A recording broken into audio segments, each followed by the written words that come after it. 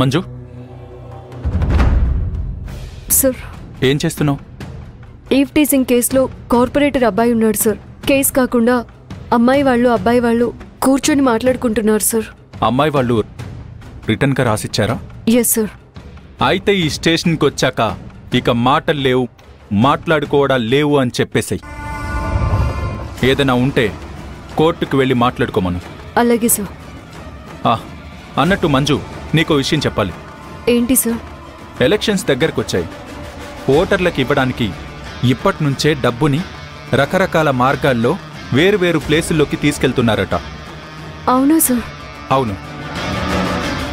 ఇప్పుడు మన మినిస్టర్ కూడా డబ్బుని వాళ్ళ మనుషులతో అతని నియోజకవర్గంలో ఉన్న అన్ని మండలాలకి ఇప్పటికే పంపిస్తున్నాడంట. ఒక జెన్యూన్ ఇన్ఫర్మేషన్ నా దాకా వచ్చింది. మినిస్టర్ ఆటని కట్టించాలి సార్. నీ భర్త కూడా ఆయన రైట్ హ్యాండ్గా ఉంటున్నాడు కదా? ఉంటున్నాడన్నది నిజం సార్. బట్ ఇలాంటి ఇల్లీగల్ బిజినెస్లను, తప్పుడు పనులను ఎంకరేజ్ చేయడు సార్. చేయకపోతే మంచిదే మంజు.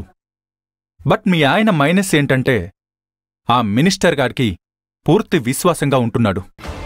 మీ భర్త మంచోడే కాదన్ను, కానీ వాడు మంచోడు కాదు కదా. అది ఎలా ఉంటుంది అంటే, తాటి చెట్టు కింద కూర్చొని పాలు తాగుతున్నాను అని చెప్పినా కూడా తాగేది పాలు కాదు కల్లే అంటుంది ఈ లోకం. మీ ఆయన పాలు తాగుతున్నాడో కల్లే తాగుతున్నాడో త్వరలో నేనే తెలుసుకుంటాను. బై ది వే, అసలు విషయానికి వచ్చేస్తాను.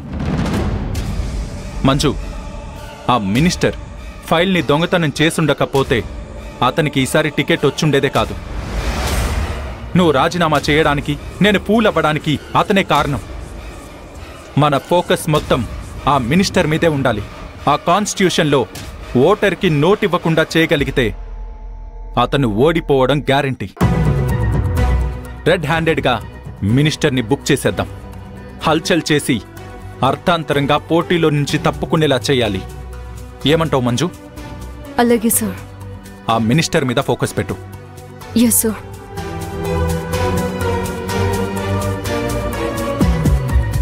మనీ ట్రాన్సాక్షన్లో సత్య గారు ఏమైనా ఇన్వాల్వ్ అవుతున్నారా?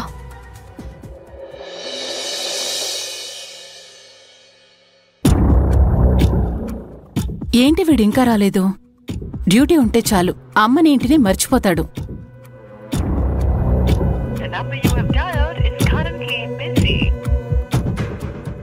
ఏంటి వీడు ఫోన్ కట్ చేస్తున్నాడు? రేయ్, ఎక్కడున్నావో తెలియక నీకే ఫోన్ చేస్తున్నాన్రా. ఇంటికొచ్చేశాను కదా, ఫోన్ లిఫ్ట్ చేయడం ఎందుకని కట్ చేశాను. అయినా నా కోసం వెయిట్ చేయొద్దని నీకు చెప్పాను కదమ్మా. తినేసి నువ్వు పడుకున్న నిద్ర రాదురా. నా కొడుకు ఎప్పుడొస్తాడా అని దిగులే ఉంటుంది. పైగా ఒంటరిగా ఉంటాను కదా.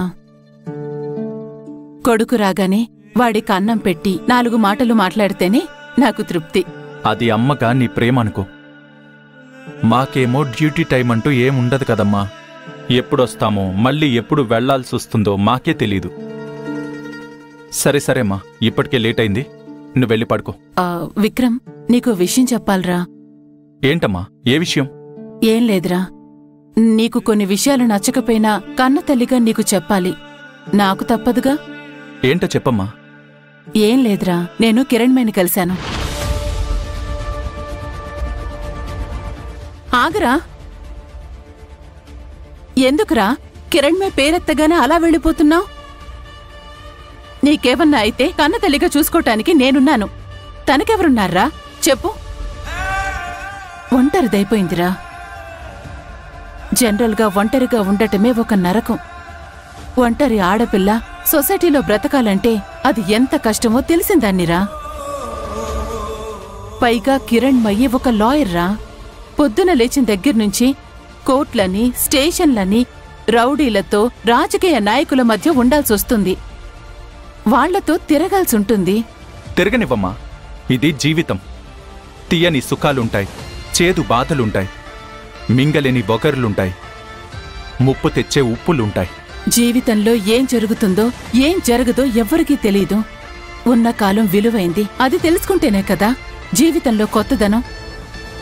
ఆ కొత్తదనం రుచేంటో మీరిద్దరూ తెలుసుకోలేకపోతున్నారు. అందుకే దారులు వేరయ్యాయి. కిరణ్మయి ఈరోజు బాధల్లో ఉండటానికి మనం కూడా ఒక కారణం విక్రమ్. సరే అమ్మా, ఇప్పుడు నేనేం చేయాలో చెప్పు. ఒకసారి కిరణ్మయిని కలిసి సారీ చెప్పరా, అప్పుడైనా తన మనసు శాంతిస్తుందేమో. ఏం మాట్లాడుతున్నావమ్మా? నేను తన్ని చూడ్డానికే ఇష్టం ఉండదు.